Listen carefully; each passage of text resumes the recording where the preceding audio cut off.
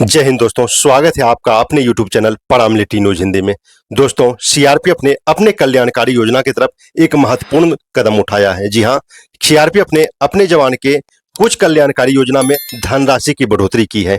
तो कौन कौन सी कल्याणकारी योजना है, कितनी धनराशि की बढ़ोतरी की गई है, क्या उसका जवान को फायदा मिलेगा, इसी पर आज हम चर्चा करेंगे।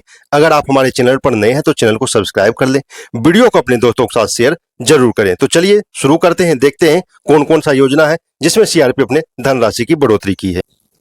सबसे प्रथम है रिस्क फंड।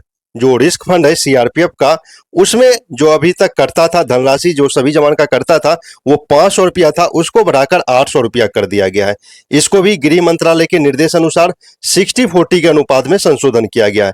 यानी कि अगर आपका 800 रुपया कटना शुरू होगा, उसमें से 480 रुपया आपके सेविंग में जाएगा और 320 रुपया वो रिस्क फैक्टर के रूप में जमा किया जाएगा। तो जो पहले 500 था risk fund passbook risk fund का, उसको बढ़ा के अब 800 रुपया कर दिया गया है, वो भी 60-40 के अनुपात में अब ये कटेगा। दूसरी जो महत्वपूर्ण है, सेवानिवृत्त सेवा छोड़ने के मामले में बोनस की राशि में बढ़ोतरी। अब कोई जवान अगर सेवानिवृत्त होते हैं और आप जाते हैं अपने घर, तो उसमें जो है बोनस का भी एक प्रावधान रखा गया है। अगर कोई जवान 30 साल से अधिक सेवा करता है तो उसको 100% मिलेगा।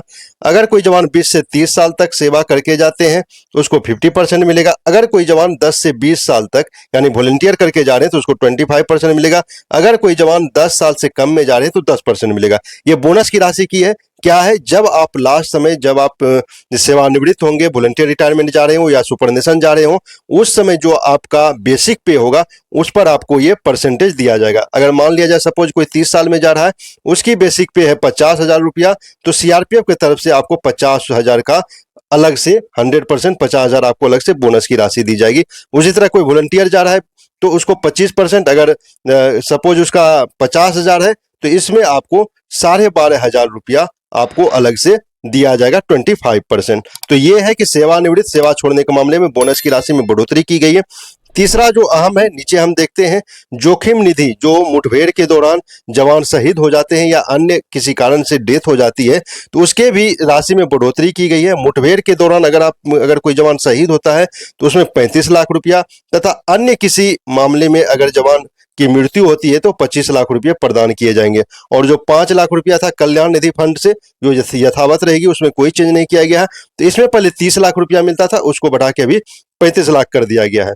नीचे और हम देख लेते हैं, इसमें जो है जब जवान का डेथ हो जाता है तो उसके बाद जो माता पिता को भुगतान की जाने वाली जोखिम निधि की अंतिम भुगतान राशि थी उसको भी चेंज किया गया, उसमें भी उसको भी बढ़ाया गया। अभी 25% मिलता था, उसको बढ़ा के 50% किया गया और एनओके के बच्चे को भी 50% किया गया।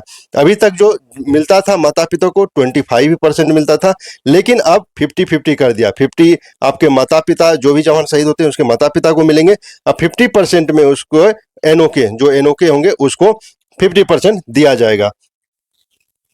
तो 50% में यहाँ पर क्या एनओके जो भी होगा, आपका नॉमिनी जो भी होगा, जो शहीद कार्मिक के, उसको 50% दे दिया जाएगा। रेस्ट 50% में 35% माता पिता को मिलेगा और 15% उसके बच्चे को दिया जाएगा। तो ये नया अभी किया गया है। पहले 25% था माता पिता को, अब 50% किया गया, लेकिन उसमें 35 भी मिलेगा, उसमें 15% जो है उसके बच्चे के लिए कर दिया गया है। तथा मृत्यु के मामले में जो आगे है, मृत्यु के मामले में केंद्र कल्याण निधि से प्रदान की जाने वाली तत्कालिक राशि, सहायता राशि जो है, जो एक जवान अगर डेथ हो जाते हैं तो उसके घर पर जो तुरंत सहायता दी जाती है उसको 75,000 से बढ़ा के 1 लाख कर दिया गया। अभी 75,000 था, उसको बढ़ा के 1 लाख कर दिया गया, जिसमें कि केंद्र कल्याण निधि से 80,000 मिलेगा तथा बटालियन वेलफेयर फंड से 20,000 रुपये का भुगतान किया जाएगा। तो ये महत्वपूर्ण चेंज थी जो कि सीआरपीएफ के डीजी के महोदय के द्वारा किया गया है। और जितना भी मैं आपको बताया हूँ ये सब प्रभावी होगा 1 जनवरी 2026 से। जो भी मैं यहाँ पर चर्चा किया हूँ सभी प्रभावी होंगे 1 जनवरी 2026 से। तो ये महत्वपूर्ण कदम था, महत्वपूर्ण बदलाव था। आप किस नजरिए से देखते हैं? आपको क्या लगता है, इस धनराशि पर्याप्त है या इसमें और बढ़ोतरी होनी चाहिए, या कुछ और आप इसमें जोड़ना चाह रहे हैं? तो कमेंट बॉक्स खुला है, कमेंट में अपनी राय जरूर दें, अपने विचार जरूर लिखें, क्योंकि हम हर कमेंट का पढ़ते हैं, उसका रिप्लाई देते हैं। तो आप अपना विचार जरूर रखें।